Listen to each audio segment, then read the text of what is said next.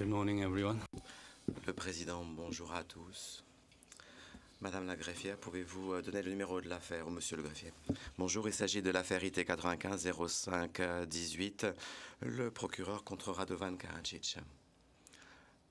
Le président. Merci.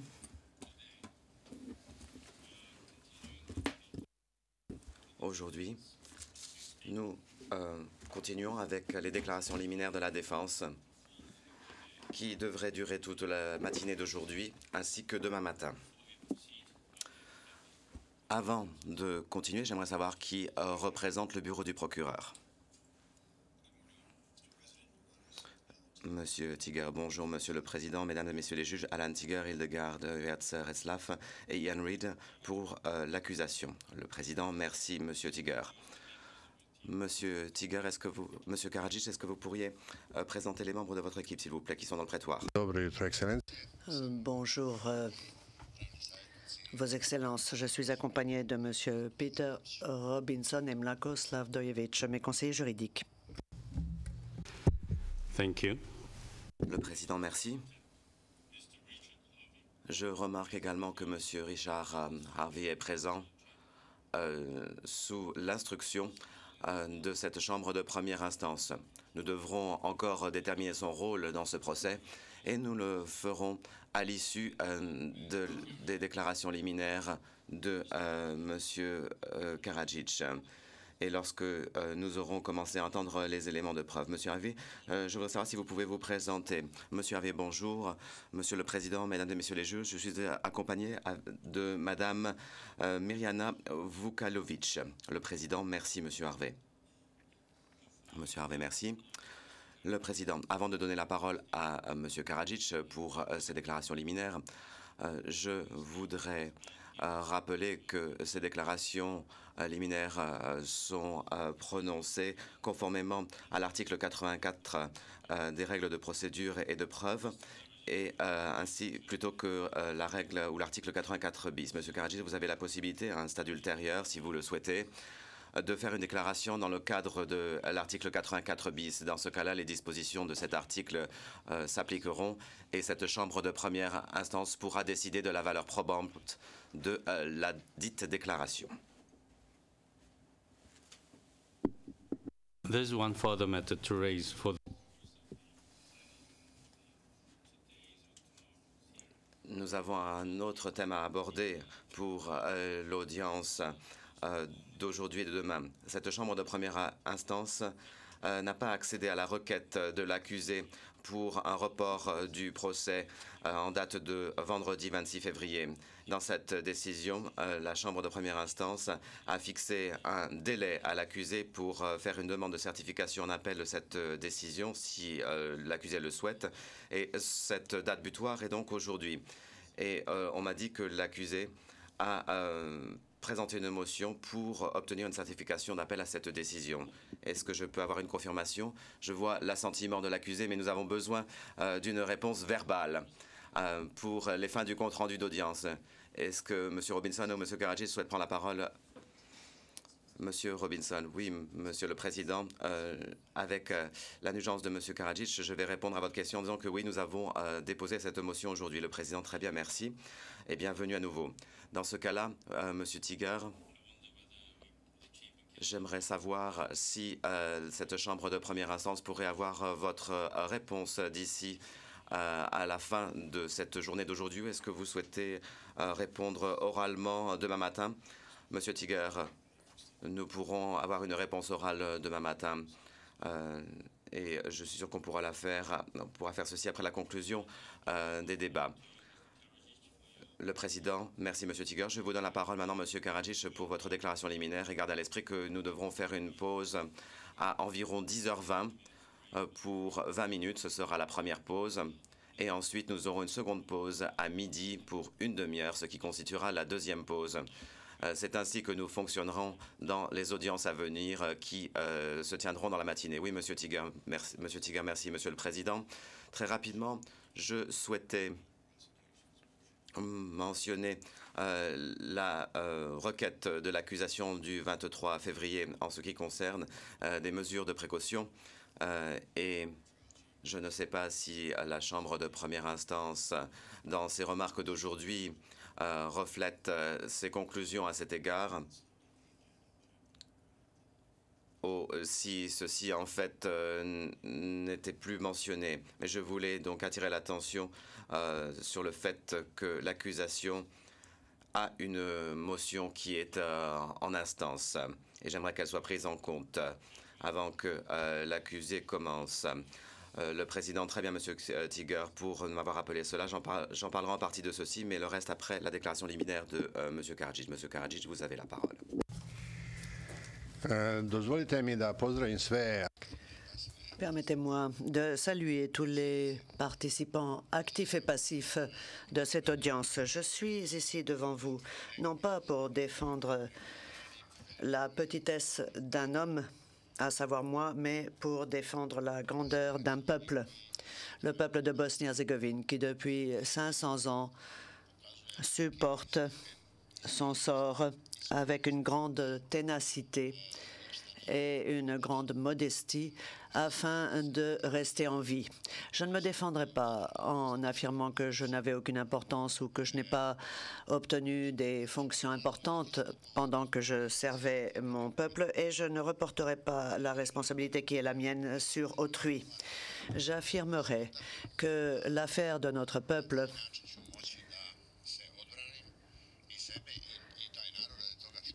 est égale à l'affaire du monde. Et de cette façon, je parviendrai à me défendre grâce en particulier à la bonne qualité des éléments de preuve que je présenterai, pour peu que j'ai suffisamment de temps afin de préparer ma défense, celle-ci jouera en ma faveur. Donc la seule chose que j'attends, la seule chose que je souhaite, c'est que me soit donnée la possibilité de préparer ma défense afin de présenter et d'exposer ici le détail des éléments de fond qui n'ont pas encore été découverts et n'ont pas encore été exprimés dans ce prétoire. J'aimerais vous parler d'une situation qui a existé chez nous. Aux élections de 1990, à savoir les premières élections démocratiques dans mon pays, de nombreux dissidents se sont portés candidats, car par le passé, il n'existait pas de système multipartite.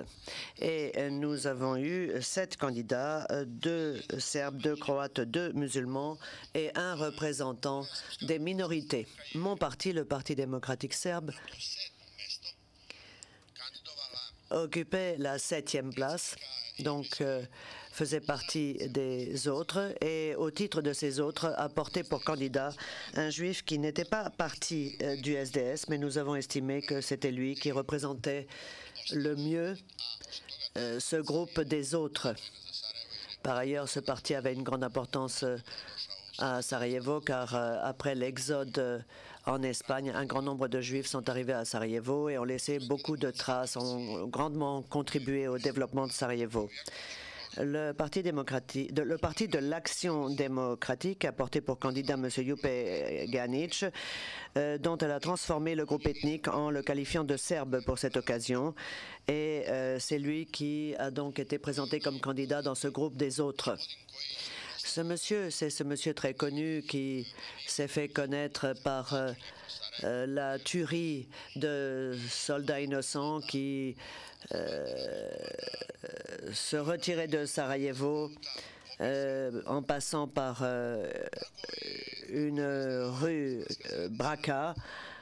Il est également bien connu par l'ordre qu'il a donné à la radio dès qu'Alia en disant que dès qu'Alia sortait de sa voiture, il fallait les tuer tous.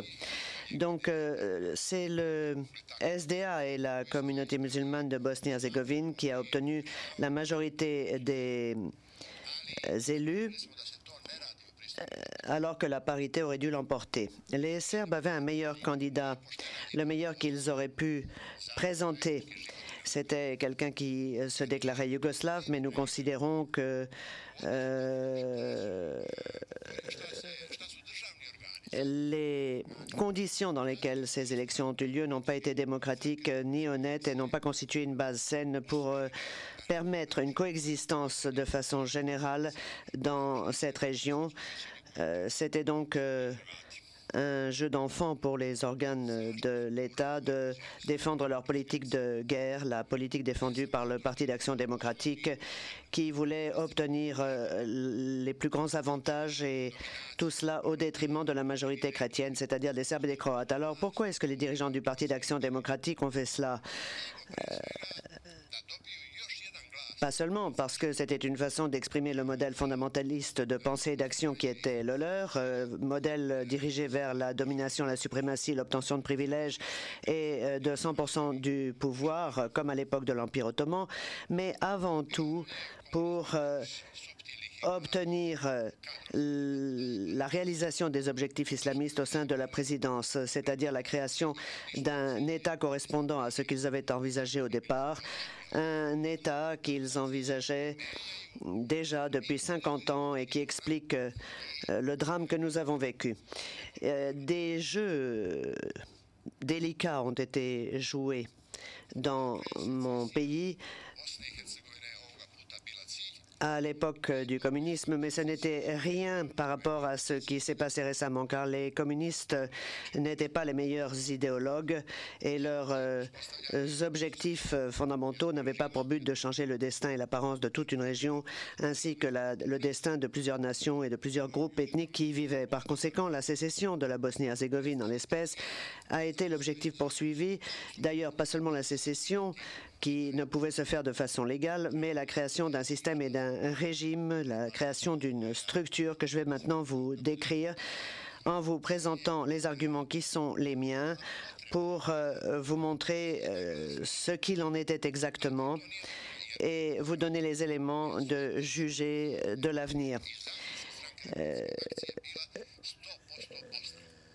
La nécessité exprimée au cours de ces élections n'était pas donc uniquement d'avoir un vote de plus, une voix de plus, parce que le désir profond du SDA était d'acquérir 100% de la Bosnie dans son intérêt.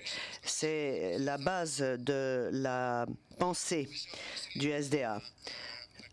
Ils pensent la Bosnie est à nous. Les Serbes ne sont ici que des invités et ne parlons même pas des Croates.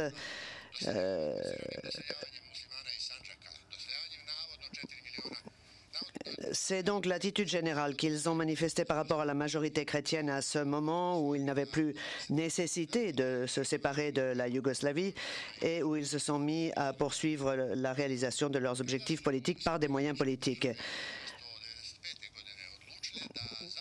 L'augmentation de la population n'est un problème pour personne, mais l'installation d'un grand nombre d'habitants dans le Sandjak et l'arrivée des Turcs a créé une nouvelle situation qui a fait couler beaucoup d'encre dans la presse. Lorsque les États-Unis, en 1995, ont décidé de mettre fin à la guerre qu'ils menaient en Bosnie-Herzégovine, leurs ambassadeurs, messieurs Holbrooke et les autres, nous ont écrit et dit qu'il fallait que nous négocions non pas pour obtenir 100% du pouvoir en Bosnie-Herzégovine, mais 30% du pouvoir dans les 100% de la Bosnie. Ils nous ont dit, vous ne pouvez pas obtenir 100% du pouvoir dans 100% de la Bosnie. C'est donc le cœur du sujet, s'agissant de la guerre et de la crise qui se poursuit encore aujourd'hui et que l'on constate très bien au niveau du département d'État et de Holbrooke. Ils ont compris quel était le problème fondamental, le cœur du problème, mais que souhaitaient-ils réellement obtenir avec l'aide, y compris de leurs puissants alliés? En 1914 et en 1941, les conditions étaient certes différentes, mais ce qu'ils désiraient déjà, c'était la création d'un État fondamentaliste islamiste et ils ont renouvelé ce souhait à partir de 1991. Ils ont exprimé ce désir entre 1991 et 1995. Ils continuent à souhaiter la création de cet État dans des frontières définies, celles des entités déterminées aujourd'hui. Aussi longtemps que la population de Bosnie, ou en tout cas un groupe de la Bosnie, aura la possibilité de se saisir de 100% du pouvoir, y compris sur 18% de la Bosnie, il n'y aura pas de paix en Bosnie. Alors disons les choses clairement, je ne parle pas de tous les musulmans, je ne parle pas de l'ensemble du Parti d'action démocratique, je parle d'un noyau dans ce parti qui complote et qui est responsable de tout ce qui s'est passé. Je ne dis pas que les musulmans devraient être des Serbes ou que les musulmans posent un problème particulier pour les Serbes de Bosnie. Il y a des musulmans comme Osman Djishkic, leur plus grand homme, qui veulent rester serbes, qui ont la culture serbe et qui sont devenus de grands auteurs. Ils sont de grands esprits serbes en Bosnie. Chacun a le droit à ses opinions. L'ensemble du Parti d'Action démocratique n'est pas responsable de ce qui s'est passé et de ce qui continue à se passer. Au sein de ce parti, il existe un noyau de conspirateurs qui a agi et a donné un grand nombre des dirigeants musulmans de Bosnie, Monsieur Zulfikar Al-Pasic, le professeur Filipovic, ont écrit à ce sujet et de nombreux intellectuels musulmans avant les élections ont écrit une lettre à Izetbegovic en lui disant « Est-ce que vous pensez que les Serbes sont des imbéciles et qu'ils ne voient pas ce qui est en train de se passer? Par conséquent, ils ont pris leur distance par rapport à ce parti parce que ce sont des hommes de vision et qu'ils prévoyaient ce qui allait se passer.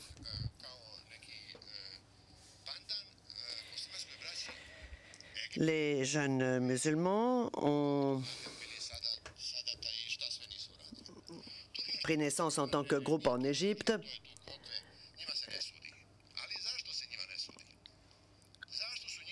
Et sont à l'origine de l'assassinat de Sadat et de Dieu sait quoi d'autre. Alors l'accusation ici nous dit que la thèse du Tukwokwe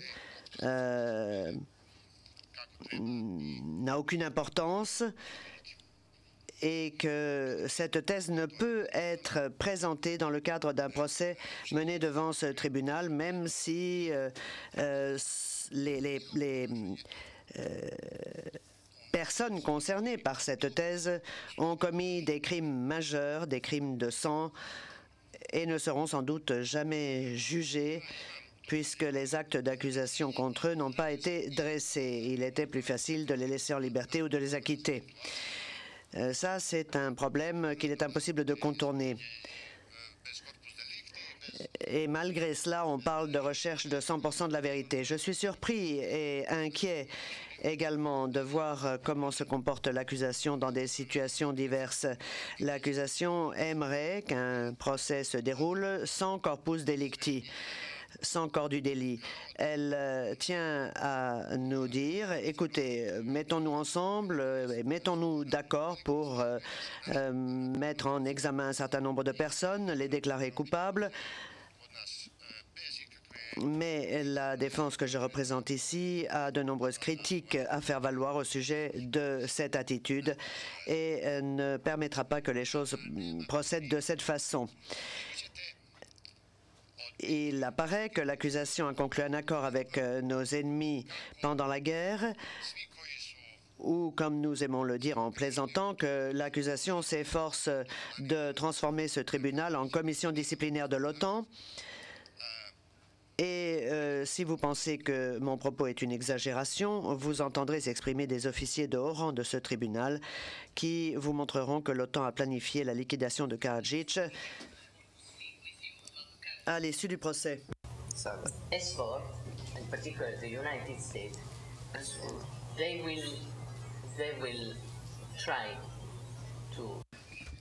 Madame Del Ponte.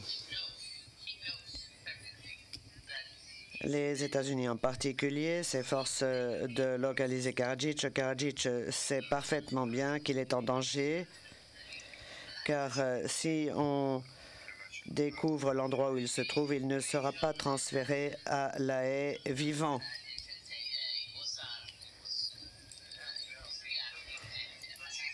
Une opération se mènera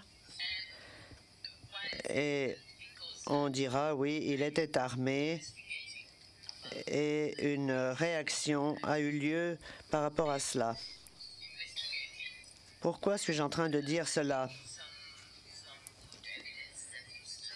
Parce que j'ai à l'esprit l'accord conclu entre Karadzic et Holbrooke.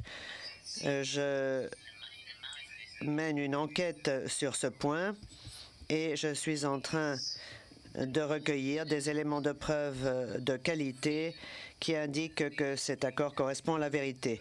Mais s'il correspond à la vérité, comme semble l'indiquer l'enquête menée par moi, c'est un élément supplémentaire pour craindre qu'il tue Karadzic.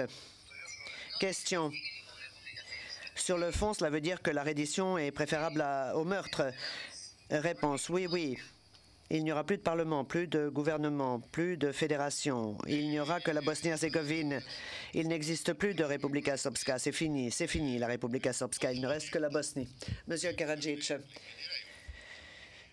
apparemment, j'avais même des amis au bureau du procureur qui estimaient que la reddition était préférable à l'assassinat me concernant. Mais croyez-moi, ceci était impossible à réaliser. L'accusation s'efforce de tirer profit des conditions terribles d'une guerre civile. Et à cet égard, je tiens à vous rappeler que pas une seule guerre menée dans notre région n'a eu lieu en l'absence d'une composante de guerre civile et de guerre fratricide. L'occupant, c'est-à-dire l'agresseur, est toujours parvenu à nous retourner les uns contre les autres. Ceci est le cas depuis le début de notre existence, y compris à l'époque moderne, 19e et 20e siècle. Donc, le bureau du procureur s'efforce d'établir un lien entre l'accusé que je représente et les conditions chaotiques dans lesquelles se mène une guerre civile, ainsi que les événements atroces qui peuvent en découler et qui étaient prévisibles. L'accusation s'efforce donc de porter contre moi des accusations consistant à dire que j'aurais aidé, encouragé, soutenu et Dieu sait quoi la guerre en Bosnie-Herzégovine, guerre durant laquelle les Serbes défendaient le droit. Même si défendre le droit dans certains territoires, comme cela vous sera montré, n'est pas un acte criminel. D'ailleurs, j'ai l'impression que l'accusation ne traite pas cette défense comme un acte, ne considère pas qu'il s'agit d'un acte criminel, correction de l'interprète, mais néanmoins traite cet acte comme un acte criminel. Ceci est la meilleure façon de démontrer l'aspect mensonger de toute cette situation. Le bureau du procureur passe très rapidement sur cette contradiction et se comporte comme si défendre le droit constituait un acte criminel en soi, de même que la défense politique par rapport à des attaques politiques, se présenter à des actions, à des élections, correction de l'interprète, le fait de se défendre soi-même, le fait de s'organiser dans le cadre d'un État en train de se démanteler et tout ce qui représente la défense de la responsabilité serbe par rapport aux attaques de la partie adverse, ainsi que toutes les actions menées par les Serbes se traitent comme des actes criminels parce qu'on survole très rapidement les éléments chaotiques qui caractérisent toute guerre civile, éléments chaotiques qui étaient prévisibles et dont on savait parfaitement qu'ils verraient le jour. Alors, cette petite contradiction entre l'accusé et la réalité des événements, la défense considère qu'elle n'existe pas et insiste sur l'existence d'un lien entre les deux. Parce que il y avait des territoires sur lesquels les Serbes de Bosnie-Herzégovine faisaient valoir le droit. Et la défense, pour sa part, ne tient pas à rentrer dans le détail minimaliste consistant à déterminer qui a tué qui et comment se sont comportés le premier, le deuxième, le troisième ou la quatrième partie belligérante, car la défense montrera qu'il y avait 4 parties belligérantes. La défense, pour sa part, estime qu'il importe de revenir sur cette passerelle fragile qui existe entre l'accusé et les événements, car en l'absence de cette passerelle, il ne peut être démontré une quelconque responsabilité des Serbes ou des organes gouvernementaux qui les représentaient. Alors, quelques arguments. Premièrement, la Republika Srpska n'était pas l'objectif politique des Serbes en Bosnie-Herzégovine. L'objectif poursuivi par les Serbes de Bosnie-Herzégovine, c'était la Yougoslavie. Deuxièmement, la Republika Srpska a été créée en urgence. C'est un compromis très pénible de la part de la partie serbe afin d'obtenir qu'elle accepte de quitter la Yougoslavie. Mais j'aimerais énumérer les priorités pour les Serbes. Premièrement, maintien de la Yougoslavie la plus grande possible, si possible avec 6 républiques. C'était l'objectif suprême. Si les musulmans et les Croates de Bosnie-Herzégovine ne souhaitent pas demeurer au sein de la Yougoslavie, le deuxième objectif des Serbes de Bosnie-Herzégovine était de demeurer en Yougoslavie, de la même façon que la Virginie occidentale a décidé de ne pas rejoindre la Confédération pendant la guerre de sécession américaine. Elle a décidé de demeurer au sein de l'Union et le grand président Lincoln a accepté cela. Et à la fin de la guerre, rien n'a été changé. Nous avons aujourd'hui la Virginie occidentale qui est devenue la Virginie tout court. Alors, est-ce que nous devons regretter aujourd'hui l'absence de grands présidents qui auraient permis de résoudre pacifiquement la crise yougoslave et la question serbe en Bosnie et dans les Balkans?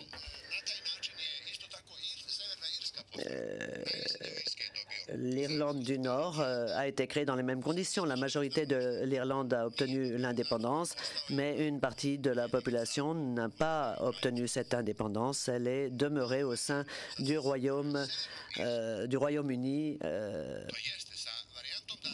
avec sa population. Donc, une autre possibilité, ça aurait été que les Serbes de Bosnie-Herzégovine, les Serbes qui sont la population la plus ancienne, comme cela vous sera démontré, que ces Serbes de Bosnie-Herzégovine demeurent dans le giron de la Yougoslavie. Et c'est cette idée qui a été défendue par M. Izetbegovic. Il a même signé cette idée dans l'accord qu'il a conclu avec M. Krajisnik le 16 septembre 1993. Autre possibilité, constituer un État indépendant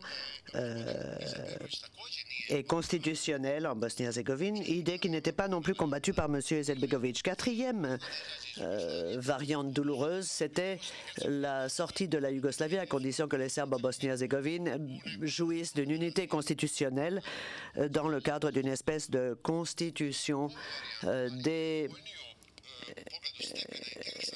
États de Bosnie au sein d'une alliance. Cette version, moins favorable du point de vue de l'intégration de la Bosnie-Herzégovine, nous a été proposée par la communauté européenne dans le cadre de la conférence sur la Yougoslavie menée par Lord Carrington et Monsieur l'ambassadeur Coutilliero, responsable de la Bosnie, a contribué à la défense de cette variante, de cette version. C'est ce qu'il est convenu d'appeler le plan Coutilliero. Soyez assurés que c'est à cela que se limite la liste des priorités défendues par les Serbes de Bosnie. Chacune de ces versions permettait de préserver la paix et de réaliser les objectifs optimaux des Croates et des musulmans de Bosnie avec l'accord des Serbes. C'était des objectifs minimums, eu égard à ce que souhaitaient les Serbes, et même moins que minimum. Alors, quelle espèce d'entreprise criminelle commune peut être évoquée face à ces objectifs? Ce que je vais présenter ici, c'est la représentation de la vérité inscrite dans le marbre. C'est une des vérités dont j'ai déjà parlé. Comment peut-il y avoir entreprise criminelle commune dans ces conditions? Qu'est-ce que les Serbes auraient pu faire si tous ces compromis acceptés par les Serbes avaient été acceptés par ailleurs? Troisièmement, l'accusation est en train de construire de toutes pièces ici l'idée que nous aurions souhaité expulser les musulmans et les Croates de leur domicile sur de fausses présomptions, car nous aurions considéré que la Republika Srpska était notre patrie. À nous et uniquement à nous. À cette époque-là, la patrie des Serbes, c'était la Yougoslavie et pas la Bosnie-Herzégovine, encore moins la Republika Srpska, qui n'avait pas encore commencé à exister. Nous allons prouver qu'il n'y a jamais eu la moindre intention et encore moins l'idée, encore moins le plan de notre part d'expulser les musulmans et les Croates de la Republika Srpska. C'est d'ailleurs ce qui a été déclaré par une chambre de ce tribunal en première instance. Je parle de la chambre de première instance qui a jugé M. Krajisnik.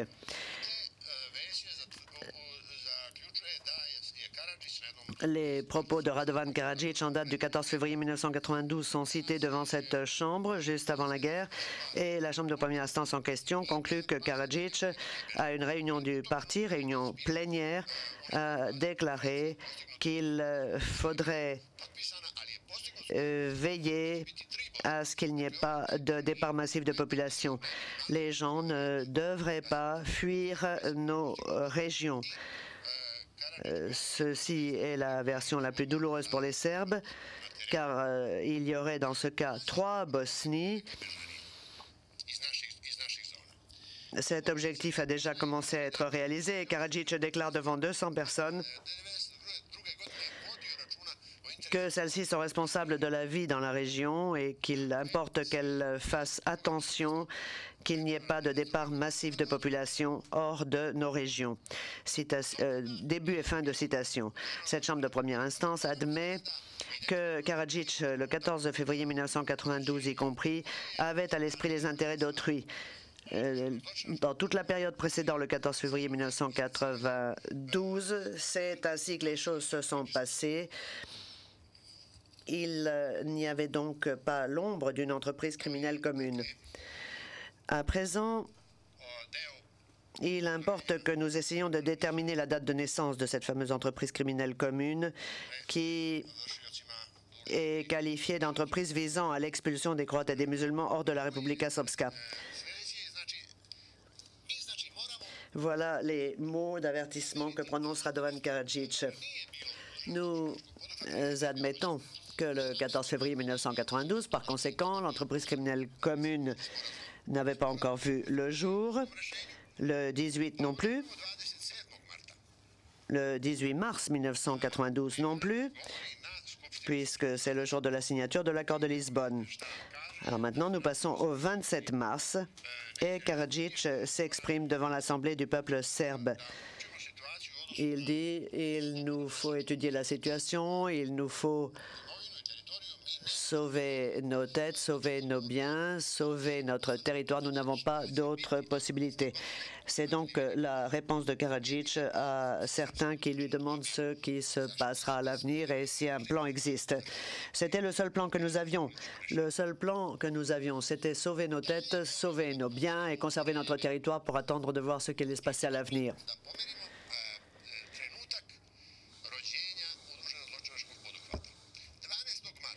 Le 12 avril, alors que la guerre avait déjà éclaté, nous avons signé avec M. l'ambassadeur Cotilliero une trêve. Les 3 parties belligérantes l'ont fait.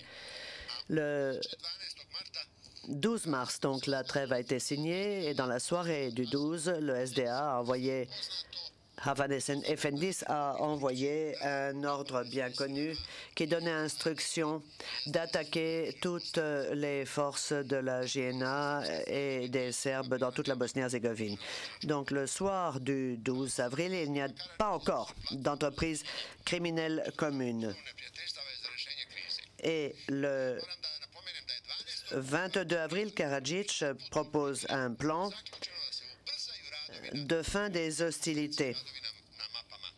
Et je dois dire que c'était un moment où l'on travaillait déjà à l'élaboration de cartes géographiques sur la base du plan Cotilliero. Donc le 22 avril, il n'existe pas de plan d'entreprise criminelle commune. Et vous verrez bien qu'au mois d'août encore, Karadzic se bat pour que des musulmans et des Croates soient élus au sein des tribunaux. Jusqu'à cette date-là, la présidence pouvait nommer, d'ailleurs j'ai nommé 18 musulmans et croates comme membres des tribunaux. Mais dès que la décision a été prise de les élire, c'est l'Assemblée qui a repris le rôle qui avait été le mien. Et Karadzic déclare qu'il faut déterminer si la personnalité du candidat a une quelconque qualité. Et il insiste sur la nécessité d'une proportionnalité constante dans l'exercice du pouvoir. Beaucoup de sang a coulé, beaucoup d'affrontements ont eu lieu. Ceci constitue un problème majeur. Il importe donc de ne pas limiter le nombre de candidats élus parmi les musulmans et les Croates. Voilà quelle était la réalité. Karadzic, Popovic et d'autres qui veulent que les juges soient élus rapidement exigent de ne pas tenir compte de l'appartenance ethnique, mais uniquement de la compétence et des qualifications. Et en disant cela, ils déclarent également qu'il faut que tous les groupes ethniques soient représentés. Dakle,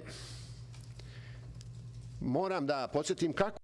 Je tiens à rappeler la situation du 18 mars.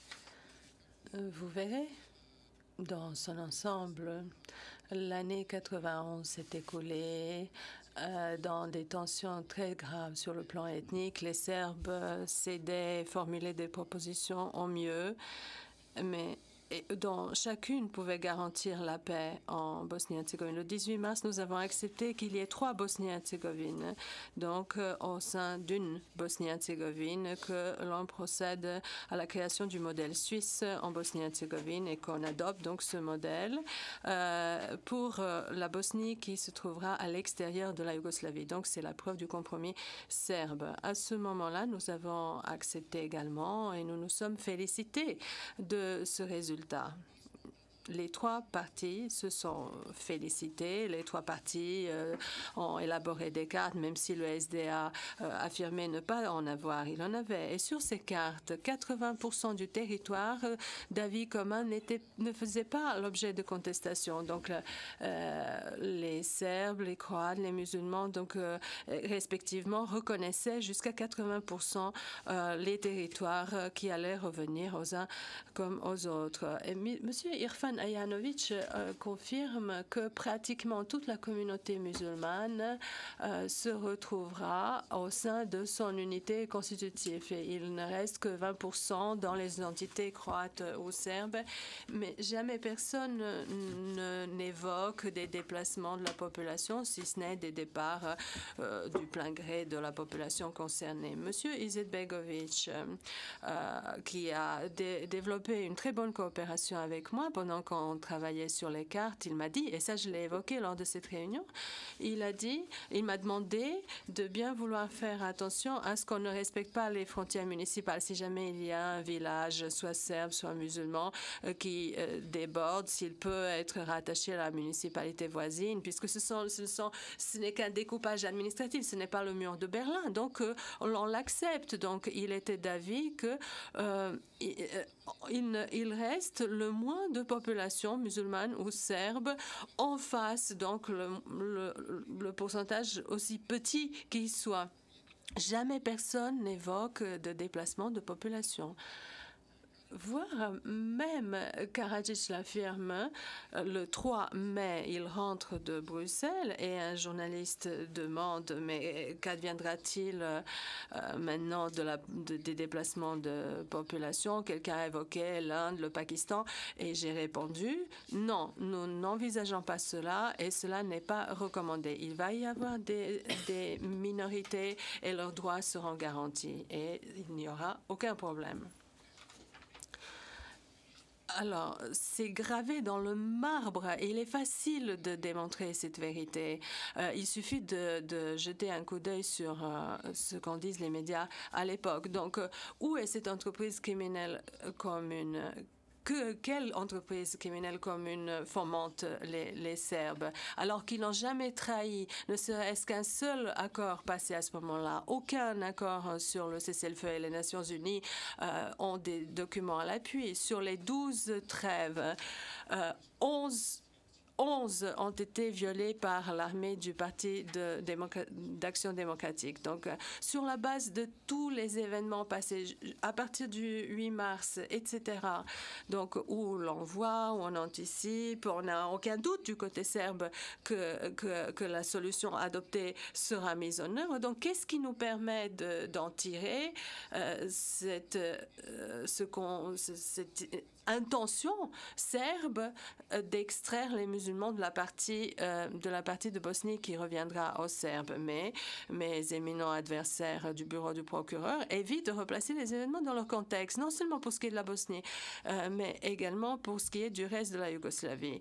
Les événements de Bosnie, il les extrait de leur contexte, parce que sinon, on verrait très bien quel est le rôle qui a été joué par telle ou telle partie. Il deviendrait tout à fait clair que les Serbes ont cédé au nom de la paix, afin de préserver la paix, et qu'ils n'ont pas agi de manière belliqueuse en cherchant la guerre.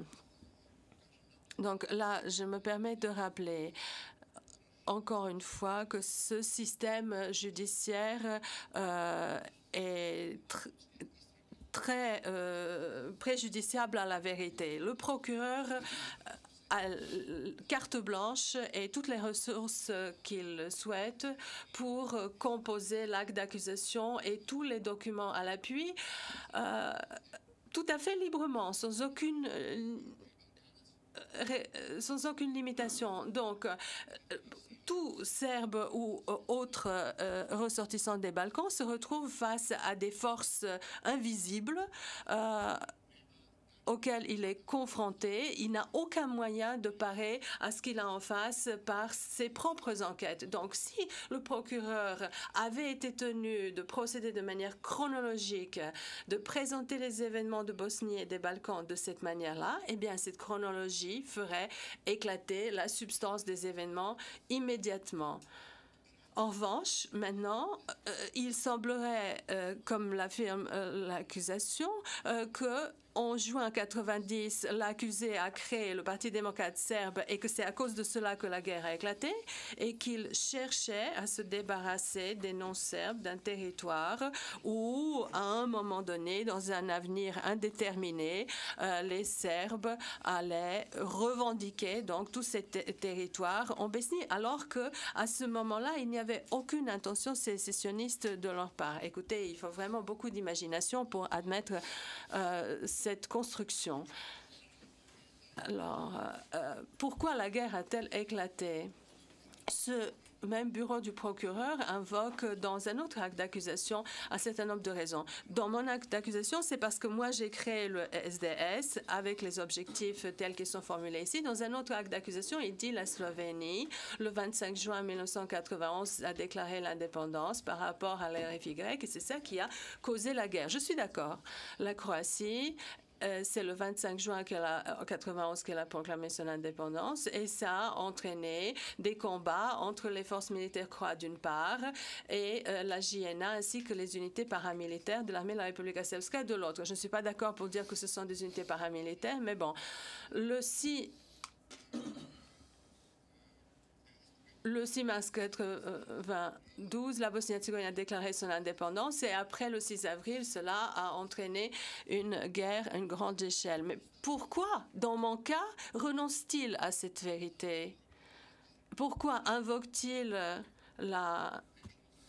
une autre raison pour expliquer le début de la guerre? Et voyons ce qu'en dit un protagoniste très important, un ex-président de ce tribunal, le professeur Cassese. Il dit « On sait très bien que en Croatie, en Bosnie-Herzégovine, ainsi que dans d'autres républiques, la sécession a ravivé des animosités et des haines du passé, ce qui a causé un terrible bain de sang. »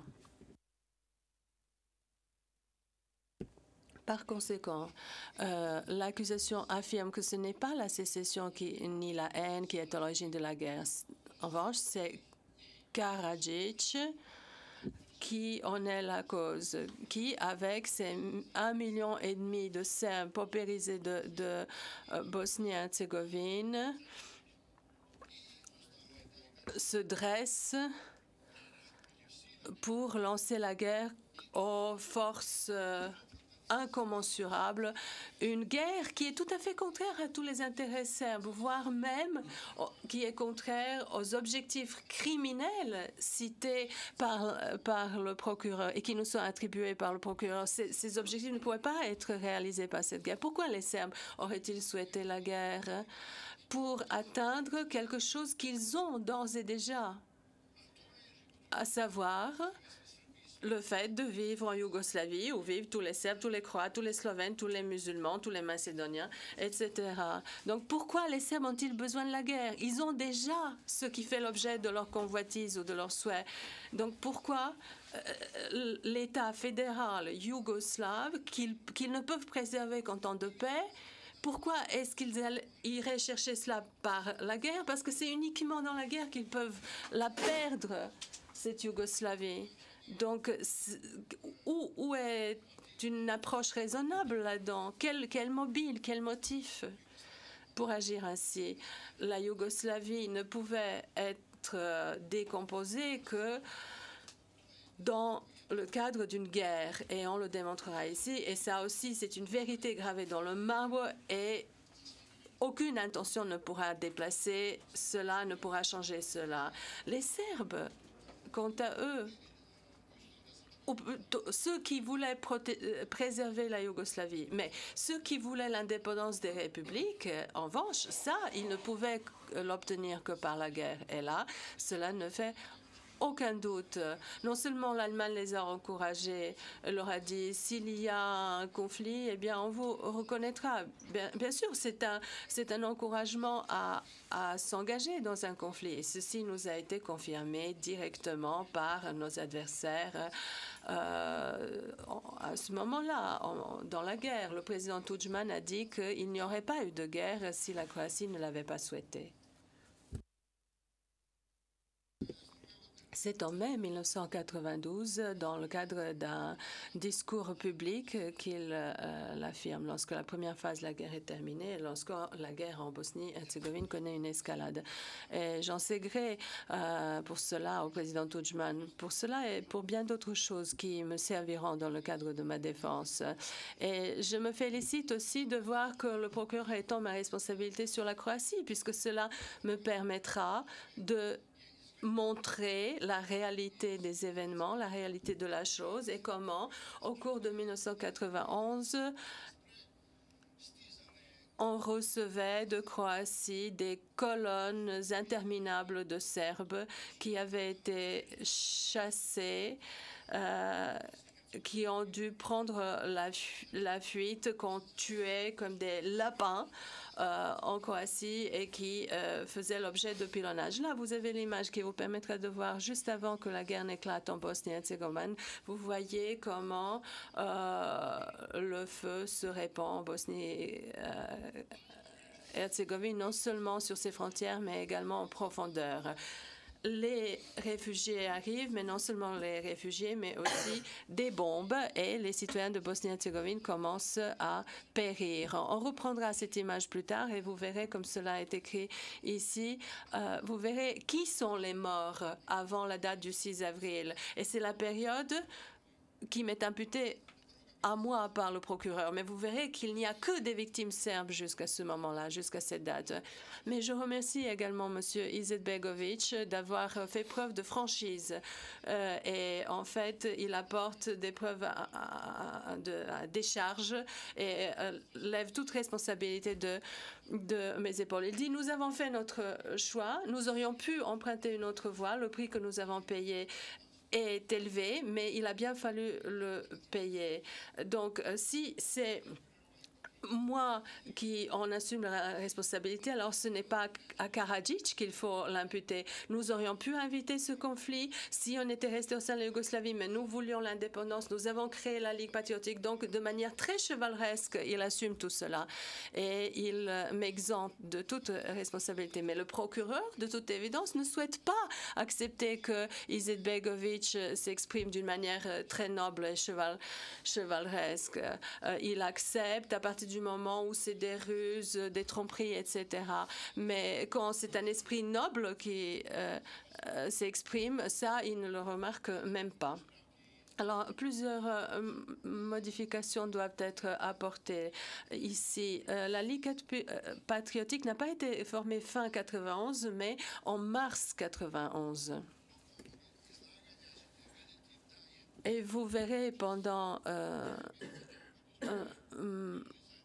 mes propos liminaires que la Ligue patriotique a été créée 2 mois après qu'on ait constitué un gouvernement conjoint et une modification de fond. Il ne s'agit pas seulement de la préservation de la Bosnie-Herzégovine en Yougoslavie qui préserve la paix. Donc, mais notre préservation en Bosnie-Herzégovine. Donc là, je reviens au modèle ou à l'exemple de Virginie occidentale. Le plan Cutiliero, l'accord de Lisbonne qui n'aurait accordé aux Serbes qu'une infime portion de ce qu'avaient les musulmans de Bosnie-Herzégovine et de Yougoslavie, qu'on ne reçoive qu'un minimum de ces droits. Et bien même dans ce cas-là, on aurait évité la guerre et les Serbes de Bosnie-Herzégovine auraient voté au référendum, auraient conféré la légitimité à la Bosnie-Herzégovine. On aurait pu préserver la paix de cette manière-là également. Donc, qu'on organise un référendum sur l'indépendance et Radovan Karadzic ainsi que Mohamed Cengic, juste à la veille de ce référendum, se mettent d'accord pour qu'il y ait une régionalisation de toute urgence en Bosnie-Herzégovine, que les Serbes viennent voter au référendum et à ce moment-là, un député qui n'accepte pas cet accord avec les Serbes pose une question à Cengic. Mais qui t'a donné le droit de négocier cela? Et on entend ma voix, et on entend Cengic qui dit, mais c'est Alija Izetbegović si véritablement tu veux savoir d'où ça vient.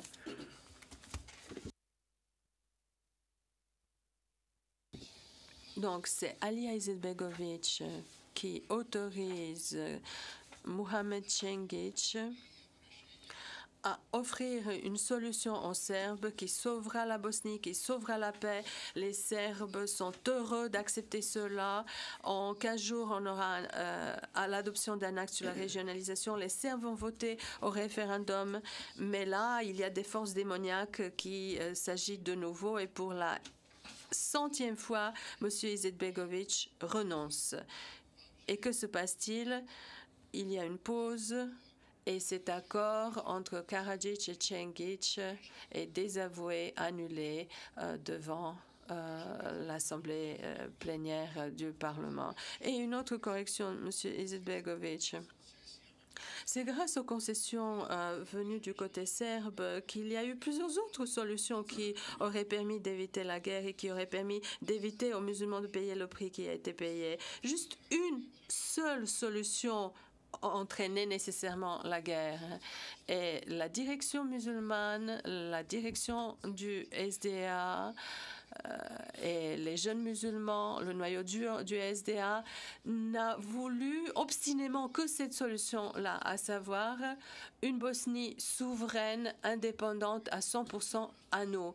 Donc 100% de pouvoir sur 100% de territoire de Bosnie, et c'est la seule chose qu'ils ne pouvaient pas obtenir.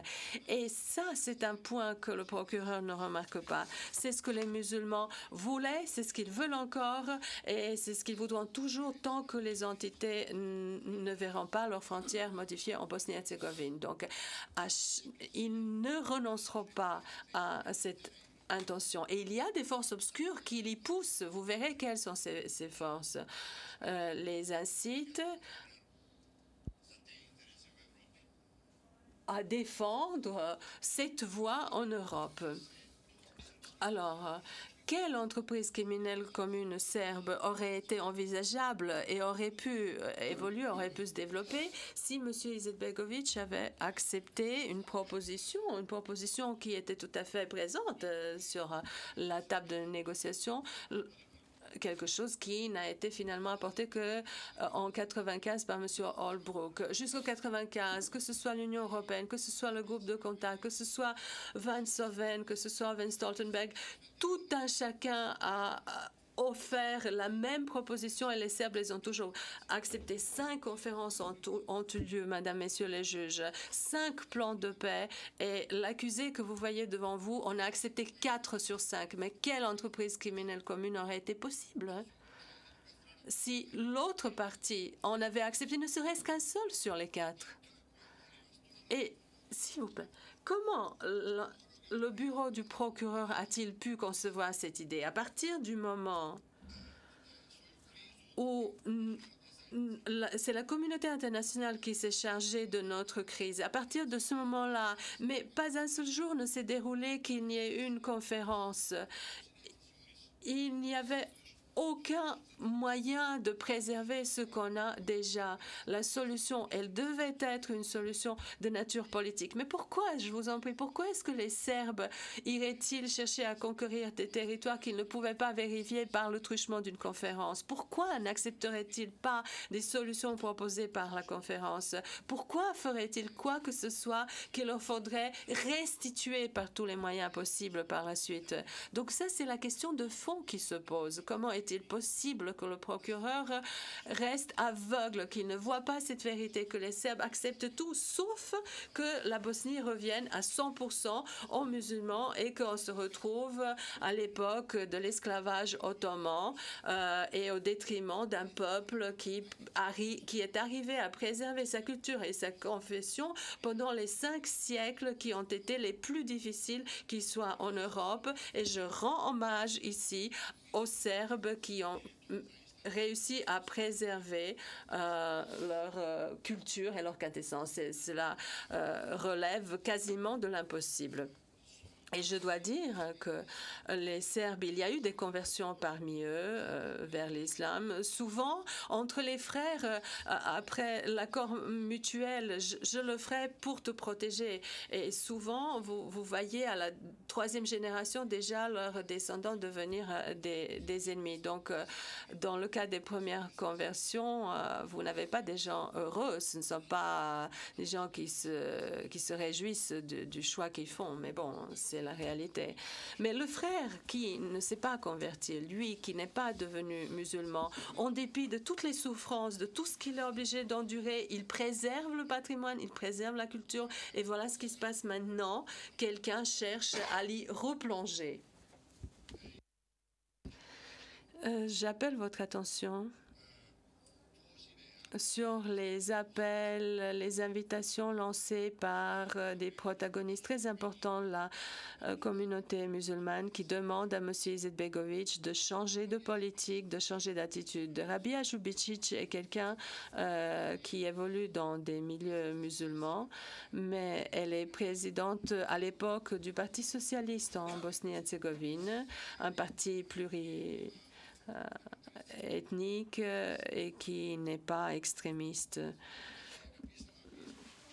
Et elle rédige une lettre au tout début de la guerre. Elle s'adresse à Izetbegovic et elle lui dit: vous avez refusé la création d'un conseil des peuples au sein du Parlement.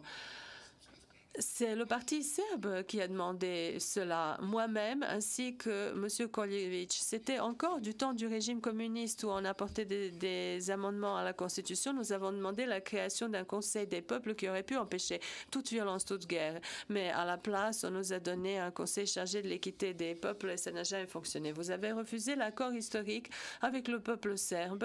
Vous avez refusé l'initiative de Belgrade.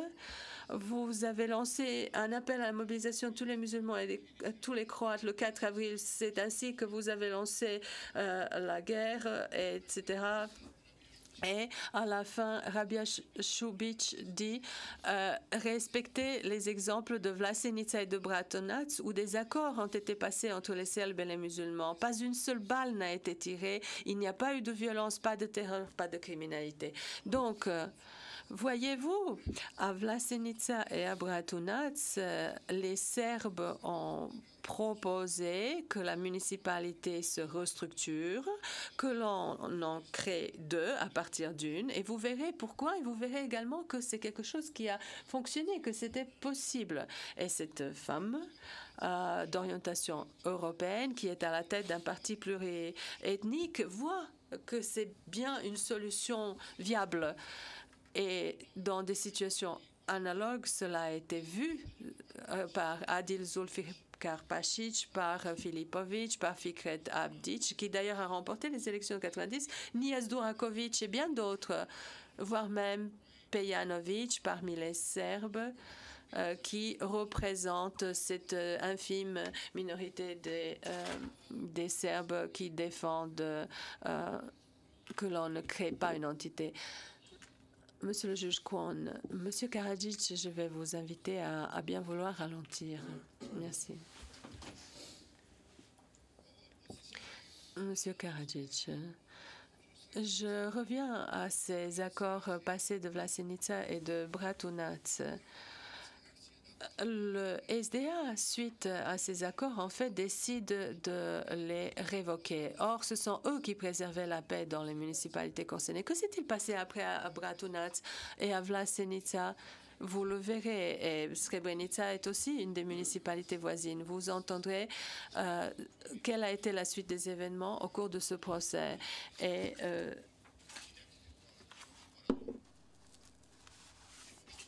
Et malheureusement, cela s'est passé parce qu'on n'a pas respecté les accords qui ont été passés. Dans toutes les municipalités, on a mené des négociations sur un redécoupage administratif pour éviter l'escalade de tensions. Mais je vous demande, quelle entreprise criminelle commune était possible à ce moment-là? Si l'on prend en compte tout ce qui est entrepris et tout ce qui se passe au moment où Rabia Šubić envoie sa lettre au président Izetbegović. Le procureur affirme que la Yougoslavie s'est disloquée.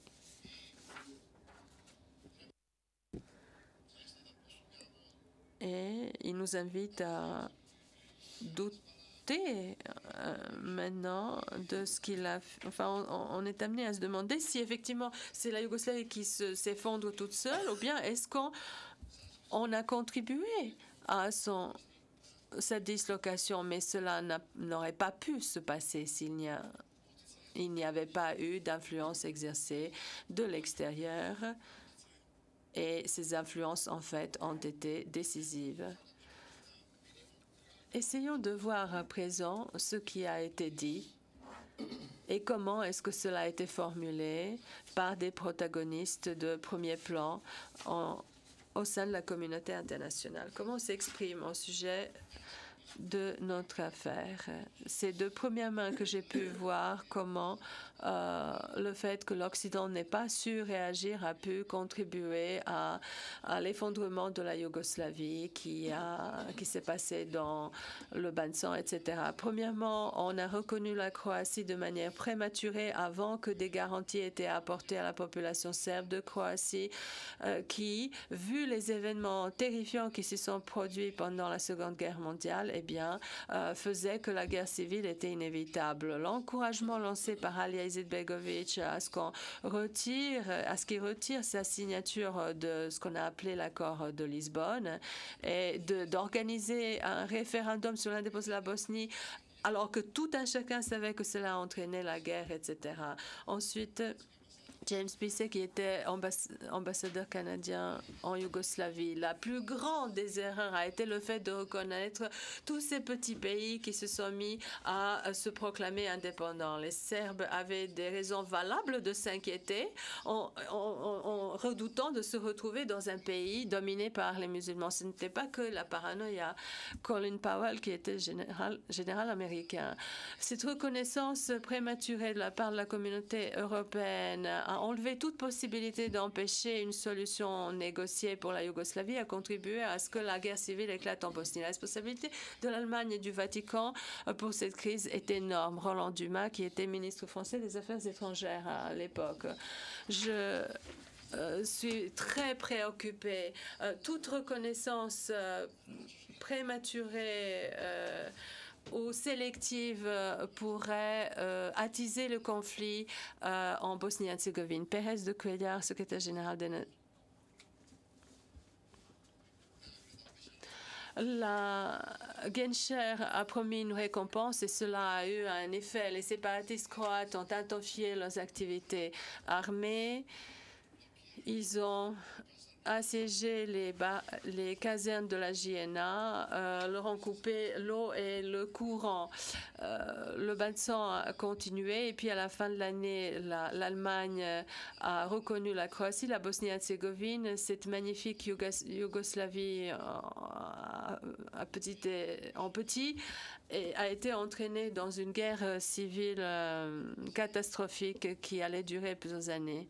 Hartmann, ambassadeur en Yougoslavie. Et nous avons dit, si la Yougoslavie ne se décomposait pas en paix, eh bien, il allait y éclater une atroce guerre civile. Le problème véritable est qu'il y a une déclaration unilatérale de l'indépendance et le recours à la force afin d'accéder à cette indépendance plutôt que de procéder à des négociations pacifiques.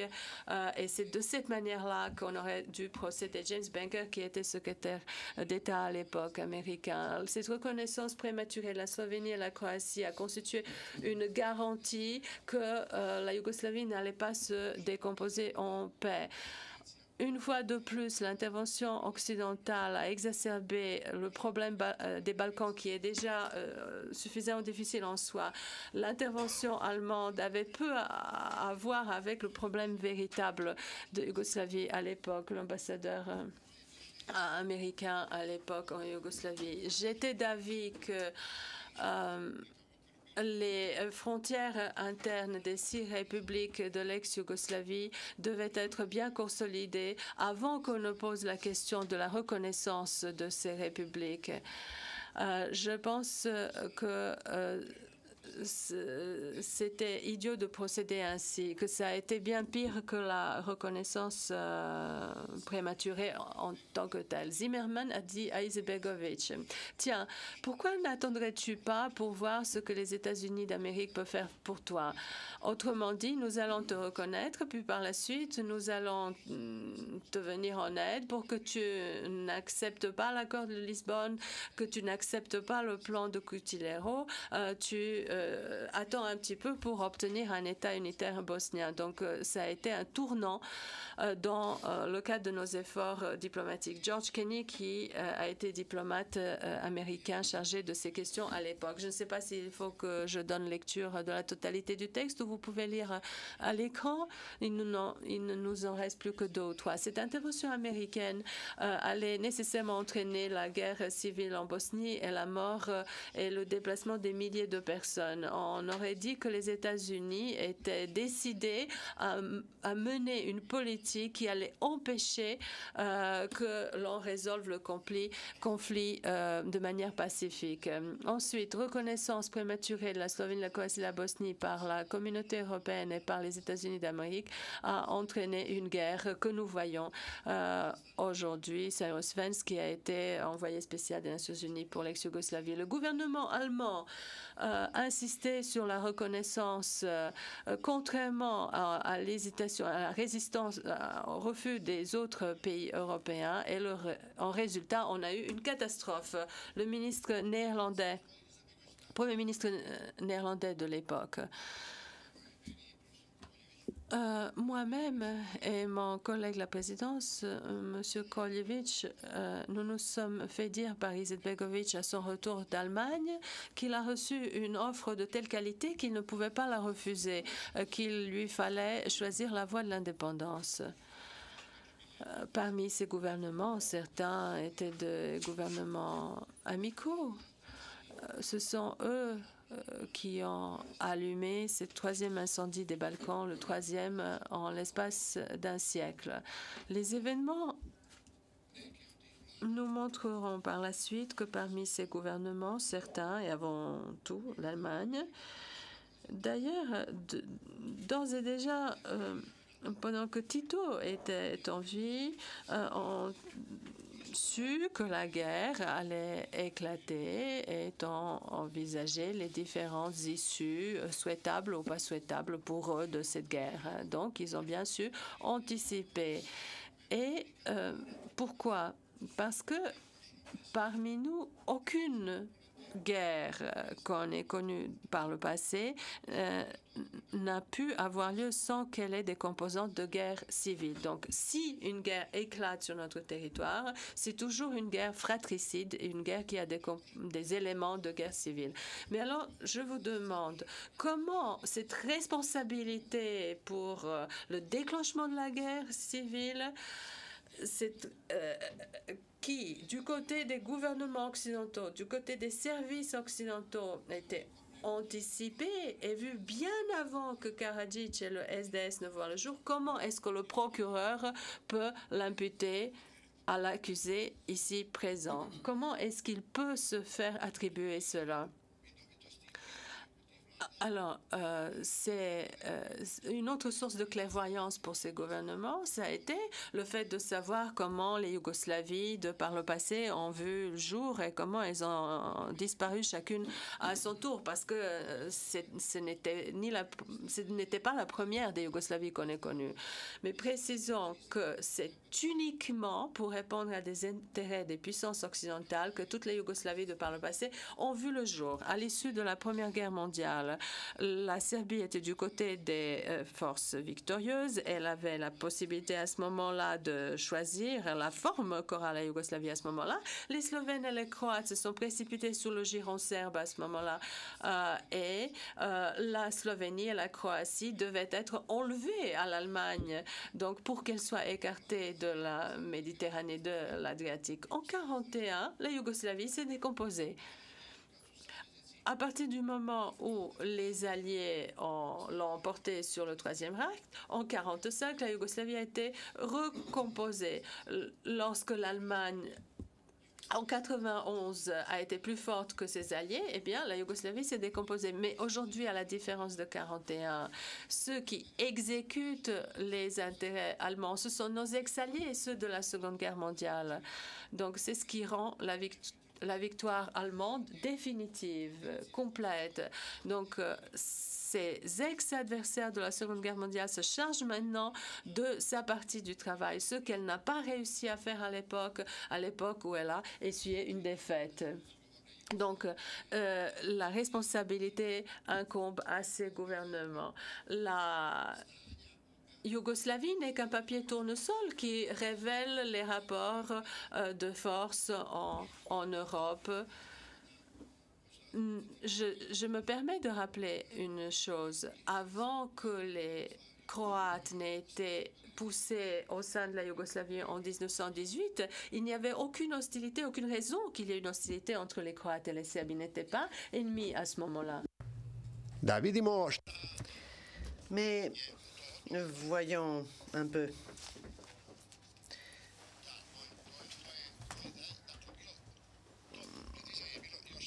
Oui, donc tout cela, c'était ce qui était prévu à l'époque de Tito déjà. Mais voyons maintenant ce que Lord Carrington déclare au sujet de l'intervention de l'Union européenne, en fait de la communauté européenne à l'époque, dans ces événements.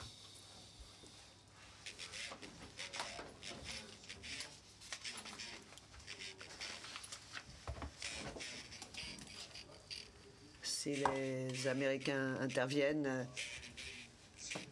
il risque d'y avoir nettoyage ethnique.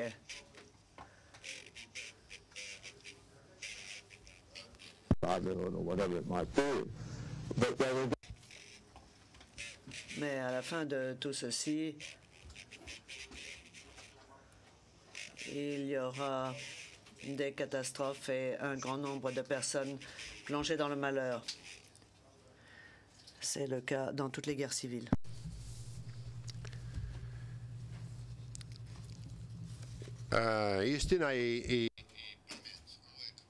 La vérité et l'intelligence l'emportent toujours. Et les petits peuples ne peuvent que nourrir le désir de l'emporter au début et pas à la fin, parce qu'à la fin, il est trop tard pour ces petits peuples. Alors, j'aimerais maintenant vous rappeler que cette intervention, cette ingérence de la communauté internationale a permis la prolongation de la guerre. Ce fait est d'ailleurs confirmé par Richard Holbrooke ces derniers jours. Et la seule chose que je peux lui dire, c'est ce que dirait Njegoš Efendija, un grand poète serbe. Dans ces conditions, je te remercie de cet aveu.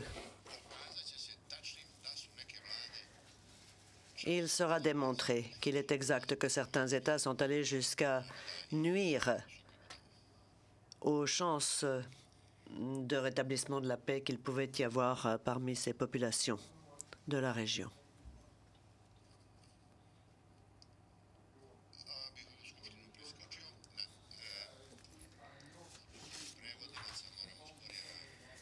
J'indique aux interprètes que je saute un passage dans le texte. Monsieur Tiger a déclaré dans son propos liminaire que même si on examine superficiellement les documents émanant de l'Assemblée du 17 octobre, par exemple, où une citation tout à fait cruciale était examinée, c'est-à-dire qu'une décision particulièrement importante était prise au sujet de l'avenir de la Bosnie-Herzégovine. Monsieur Tiger déclare que même si on examine cette réunion et les documents qui en sont issus de façon superficielle, on reconnaît la responsabilité de la partie serbe. Eh bien, je pense que c'est le côté superficiel qui est en cause et qui doit être condamné dans cette phrase. En effet, la défense s'oppose à un examen superficiel. Elle insiste pour que l'examen en question soit approfondi, car l'Assemblée en question, c'est l'Assemblée au cours de laquelle le SDA a finalement réussi de façon illégale à faire adopter une déclaration relative à la souveraineté de la Bosnie-Herzégovine en l'absence des députés serbes et en l'absence d'un certain nombre d'autres députés. Donc, le départ de ces députés de la salle a mis fin à la réunion et une nouvelle réunion a été convoquée de façon entièrement contraire à la loi. Cette décision a donc été prise dans un contexte illégal. Et suite à cela, j'ai prononcé une allocution qui est l'allocution la plus souvent citée par le bureau du procureur de ce tribunal. C'est l'accusation la plus lourde qui pèse sur moi de la part du bureau du procureur. Et, Madame, Messieurs les juges, cette allocution était exclusivement destinée à lutter contre la guerre. C'est une allocution par laquelle la partie serbe, autrement dit moi-même, demande que les solutions favorables à la paix soient acceptées, que les concessions nécessaires soient faites. Si la défense a la possibilité et les moyens de recueillir tous les éléments de preuve nécessaires pour les présenter à la Chambre, les juges constateront que ce qui s'est passé sur le terrain au cours de cette guerre civile a donné lieu à un grand nombre de crimes, de tueries de masse et d'assassinats de civils en plein centre de Sarajevo alors que les habitants faisaient la queue pour se fournir en eau. Je veux parler de Marcalais 1 et Marcalais 2 qui sont des exemples particulièrement parlants et cruels de ces événements. Si, comme le dit M. Tiger, nous jetons un coup d'œil superficiel aux documents qui concernent Marcalais, on peut se rendre compte de l'apparence de cette situation. Voilà les images qui vous montrent un jour normal, un jour de marché avec de nombreux produits en vente. Et ceci, c'est le marché avant la prétendue explosion d'un obus serbe. On est en hiver, 5 février 1994, dans la matinée. Ici, vous voyez une jambe artificielle dont il est dit que c'est un obus serbe qu'il a détaché du corps auquel elle appartenait. C'est bien sûr une prothèse, mais on ne voit aucun obus. Et ici, il était censé y avoir 300 à 400 personnes, dont 200 étaient censées avoir été touchées par les éclats d'obus. Et voilà cette même prothèse qui a été arrachée par un obus serbe. Je vous demande d'examiner avec attention les étals. Il n'y a pas un seul produit sur ces étals. C'est un endroit qui n'est pas agréable. On est en hiver, il n'y a pas beaucoup de lumière, il n'y a rien sur les étals et il y a 300 à 400 personnes qui sont rassemblées ici. Qu'est-ce que font ces personnes? Comment le procureur s'attend-il à ce que des juges expérimentés acceptent des éléments imposés de la sorte? Dans ce prétoire, nous verrons, vous voyez ici les cadavres de combattants qui ont péri. Un certain nombre de combattants ont effectivement trouvé la mort. Et vous voyez cette bâche en plastique qui permet le transport des combattants décédés. Là, vous voyez un cadavre qui est bien entendu le cadavre d'un combattant. Vous voyez qu'il n'y a rien sur les étals. Écoutons ce que dit le chef. Je suis le chef de l'état-major du secteur de Sarajevo et je tiens à expliquer les détails de l'enquête qui a permis de connaître, de faire valoir l'expertise des Nations Unies. En tant que soldat de métier, je ne suis pas d'accord avec les raisons invoquées pour ce pilonnage et ses conséquences. Ici, vous voyez ce qui sans doute est une partie des documents des Nations Unies relatifs à ce pilonnage, mais les conclusions que l'on peut lire dans ce document sont très curieuses, car il y est indiqué que le pilonnage proviendrait de la partie serbe. Ici, vous voyez des graphiques qui cherchent à déterminer les angles de tir et les origines du tir. Et selon l'enquête qui a été menée, l'angle de tir serait de 176 degrés. Aujourd'hui, personnellement, et suite au travail du groupe d'enquête très restreint à ma disposition, composé d'un certain nombre d'officiers, nous nous trouvions à cet endroit, à cet endroit, à cet endroit et encore à cet endroit. Et je puis affirmer absolument et sans l'ombre d'un doute que ces endroits ne conviennent pas à des tirs de mortier. Les conclusions tirées par le groupe d'experts sont donc erronées. Je vous parle uniquement du terrain où étaient positionnées les troupes serbes. L'enquête a été menée au sujet de l'origine du tir, des directions, et la conclusion automatique a été que le tir était d'origine serbe et visait la population civile de Sarajevo. À mon avis, c'est une conclusion erronée. Mettons un terme à la diffusion des mensonges au sujet de l'agression serbe contre Sarajevo. Je vous en prie, menons une enquête absolument correcte dans toutes ses composantes, ou sinon, arrêtons l'enquête. Le Président, M. Karadzic, est-ce que l'heure vous conviendrait pour la pause? M. Karadzic, si vous m'y autorisez, j'aimerais simplement en finir sur ma façon de voir cet événement. Cet événement est celui qui a conduit à la condamnation des Serbes. On dit que dans la guerre et en amour, tout est permis. Pour ma part, je ne pense pas que tout soit permis, ni en amour, ni dans la guerre. Mais ce qui est certain, c'est que si un comportement comme celui-ci est autorisé en temps de guerre, eh bien la question se pose de savoir s'il est autorisé devant des tribunaux. Comment est-ce que le procureur a le front de vous présenter un tel élément de preuve? Et comment est-ce que vous pourriez le reconnaître comme vrai, alors qu'il n'existe pas un seul élément, il n'existe pas le moindre indicateur qui permet de penser que l'obus en question pouvait tomber sur ce marché, où il n'y a pas de clientèle, où il n'y a aucun produit sur les étals et où les étals en question n'ont sauver la vie à personne. Il n'y avait que ces 300 à 400 personnes, des combattants qui se trouvaient là. Je pense que ça, c'est vraiment le comble de ce que l'on est en droit d'appeler une injustice devant un tribunal. Écoutez, des ruses de guerre, d'accord, on se trompe les uns les autres, admettons, mais que le procureur prenne en compte ces ruses de guerre contre moi et condamne d'abord M. Galić pour ensuite me condamner moi-même comme étant prétendument le second de M. Galić, ça, c'est inacceptable.